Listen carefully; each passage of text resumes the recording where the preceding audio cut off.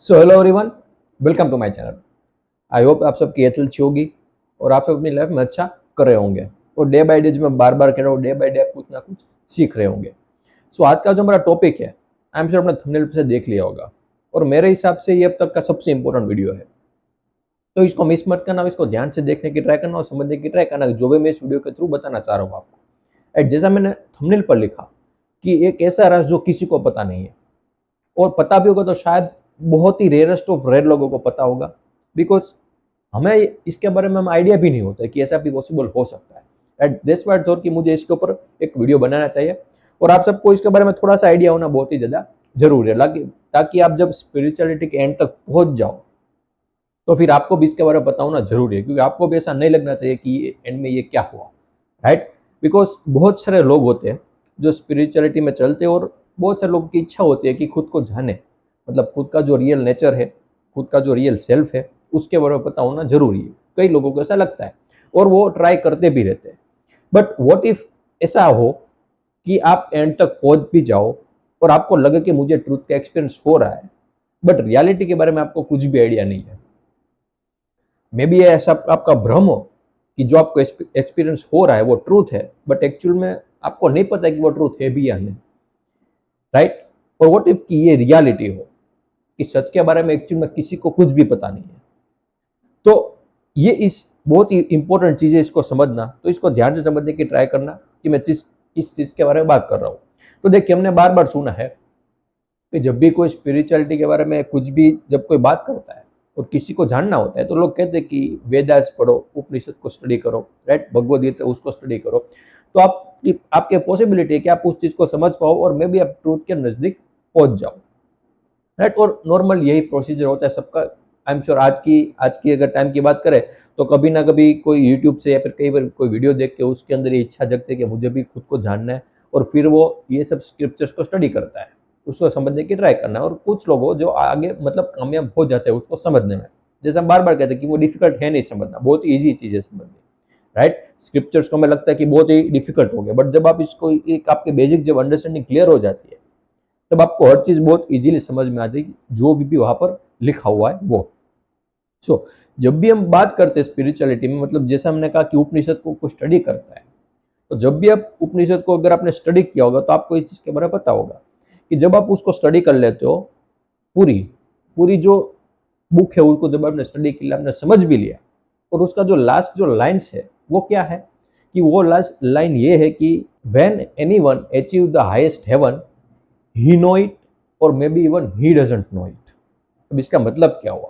ये लाइन तो लिखी है, लेकिन बहुत ही कम लोग इसका रियल जो मीनिंग वो फाइंड आउट कर पाते हैं। बहुत अपने, जैसा मैंने कहा कि जब भी कोई ऐसी बुक लिखता है, ऐसी लोग, ये बुक जब लिखी गई थी, तो इसको जो समझता है, जो ट्रांसलेट करता है, वो अपने अपने हिसाब से ट्रांसलेट कर देता है। तो फॉर एग्जाम्पल ये संस्कृत में लिखा गया तो इंग्लिश में इसका वर्जन अलग होगा, हिंदी में इसका वर्जन अलग होगा। तो अलग अलग लैंग्वेज में इसका जो वर्जन है वो अलग अलग होते हैं। जो ट्रांसलेट करता है उसका भी खुद का पॉइंट ऑफ व्यू वहां पर आ जाता है। तो इसकी वजह से कई बार ट्रांसलेशन में भी गलतियां हो जाती है। तो आज हम इसका रियल में मीनिंग क्या है वो समझने की ट्राई करेंगे। जैसा मैंने कहा कि ये बहुत इंपॉर्टेंट है और यही वही राज है जिसके बारे में बहुत कम लोगों को पता होता है।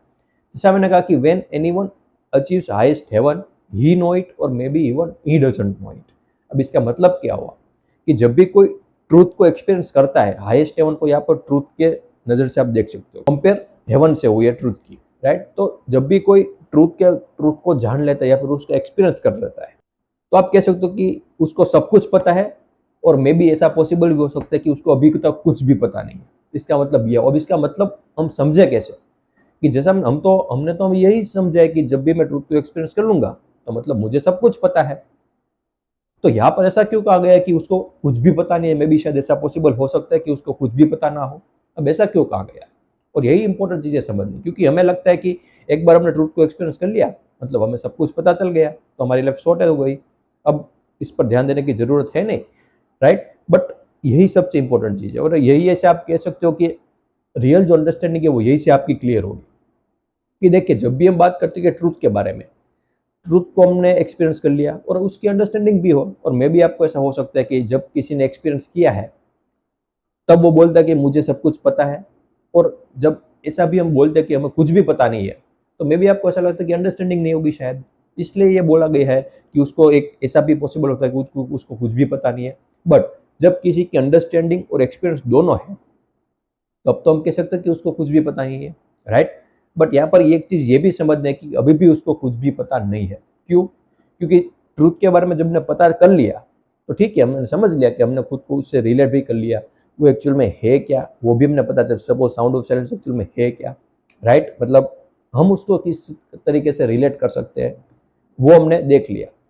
But sound of silence actual में है क्या, किस तरीके से वो क्रिएट हुई, वो एक्चुअल में है क्या, उसके बारे में कुछ भी आइडिया नहीं है। कब क्रिएट हुई और कब उसका आप कह सकते हो कि एंड है। ये यूनिवर्स और साउंड ऑफ साइलेंस मतलब किस तरीके से ये क्रिएशन कैसे हुआ, राइट। ये सबसे बड़ा क्वेश्चन है। तो इस तरीके से जब आप इसको समझोगे तो एक एंगल से तो आप कहोगे कि यार मुझे पता है कि मैं साउंड ऑफ साइलेंस हूँ, बट उसके आगे आप इसके ऊपर कुछ भी नहीं बोल सकते, साउंड ऑफ साइलेंस के ऊपर कुछ भी नहीं बोल सकते। अगर मैं आपसे बोलूँ क्या है तो आप कहोगे वो वेव है, वो कंटिन्यूस मोशन में है। तो आप ऐसा क्यों बोल रहे हो? आप स्टैटिक हो इसलिए आप बोल रहे हो कि जो चीज़ मूविंग कर रही है। तो आप यहाँ पर ऑपोजिशन में बोल सकते हो।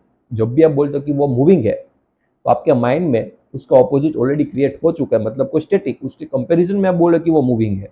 आप कहते हो कि साउंड ऑफ साइलेंस हमेशा है, तो किसकी कंपैरिजन में बोल रहे हो आप? इस बॉडी की जो हमेशा नहीं है उसके कंपैरिजन में बोले कि वो हमेशा है, राइट। बिकॉज अगर आपके माइंड में ये है ही नहीं कि कोई भी चीज स्टैटिक होती है तो आप ऐसा बोल भी नहीं सकते कि कोई भी चीज डायनेमिक होती है। तो जब भी आप ऐसे वर्ड यूज करते हो, जब भी कोई लैंग्वेज के थ्रू किसी चीज को रिप्रेजेंट करते हो तो ऑलवेज वो कहाँ पर ओपोजिशन में होती है, ब्लैक और व्हाइट में चलती है लैंग्वेज, राइट। अगर ब्लैक नहीं है तो आप व्हाइट के बारे में क्या बोलोगे, राइट। लाइट है तभी डार्कनेस है, डार्कनेस है तभी लाइट है। अगर लाइट भी ना हो डार्कनेस भी ना हो तो आप एक दूसरे को मतलब बोल ही नहीं सकते। ये दो वर्ड, कोई भी दो वर्ड हो, आप हमेशा कंपैरिजन में जब भी लैंग्वेज के थ्रू किसी भी चीज को एक्सप्रेस करते हो तो हमेशा आप रिलेटिवली मतलब कंपैरिजन में बोलते हो, राइट। तो साउंड ऑफ साइलेंस के बारे में जो भी हम बोलेंगे वो बोलते हैं हम कंपैरिजन के थ्रू, अपनी बॉडी के थ्रू, अपने पर्सपेक्टिव के थ्रू बोलते हैं कि साउंड ऑफ साइलेंस ऐसी है वैसी है। बट उसका क्रिएशन कैसे हुआ उसके बारे में कुछ भी आइडिया नहीं है। इसलिए वहां पर कहा गया है कि जो सच को जिसने एक्सपीरियंस किया है वो सब कुछ जानता है, और मे बी ये भी पॉसिबल है कि वो कुछ भी नहीं जानता, राइट। जैसा मैंने कहा कि साउंड ऑफ साइलेंस के बारे में अगर मैं आपसे पूछूं क्या है तो आप कुछ भी नहीं बोल पाओगे। इसका मतलब आपको अभी कुछ भी पता नहीं है। बट हाँ, आपको ये पता है कि मैं साउंड ऑफ साइलेंस हूँ, इस एंगल से आप देखोगे तो आपको पता है। बट साउंड ऑफ साइलेंस के बारे में आपको कुछ भी आइडिया नहीं है। तो इस चीज को ध्यान में रख करके वहां पर कहा गया है कि when anyone achieves highest ever he know it और maybe even he doesn't know it, right. So यही वो रास्ता है वो कि आपको ये चीज क्लियर हुई। बिकॉज जैसा मैंने कहा कि ये सबसे इंपॉर्टेंट चीज है, क्योंकि हम जब एंड तक पहुंच जाते हैं तो हमें पता है कि अब यहाँ पर खत्म हो गया, मैं मुझे सच के बारे में पता चल गया। बट एक्चुअल में आपको अभी भी कुछ भी पता नहीं, और ये ऐसी चीज है जिसके बारे में आपको भी पता लगा भी नहीं पाओगे। साउंड ऑफ साइलेंस का क्रिएशन कैसे हुआ इसके बारे में आप कैसे पता लगा पाओगे? कितना आपके दिमाग को आप मतलब चलाओगे तो इसके जो स्टार्टिंग पॉइंट है वहां तक आप पहुंच भी नहीं पाओगे, राइट। सो यही वो चीज है जिसको समझना बहुत ही ज्यादा जरूरी है। सो आई होप कि आपको समझ में आया। जैसा मैंने कहा कि लैंग्वेज का हम यूज कब करते हैं, जब भी किसी भी चीज को हम लैंग्वेज के थ्रू रिप्रेजेंट करने की ट्राई करते हैं तो हमेशा वो कंपैरिजन में होता है। कंपैरिजन के बिना हम लैंग्वेज एग्जिस्ट ही नहीं कर पाती, राइट। सो फिर भी कोई भी क्वेरी या डाउट हो तो बिल्कुल हम मुझे कमेंट सेक्शन में बता सकते हो। एंड आई होप कि आपको समझ में आया। And thank you so much for watching this video.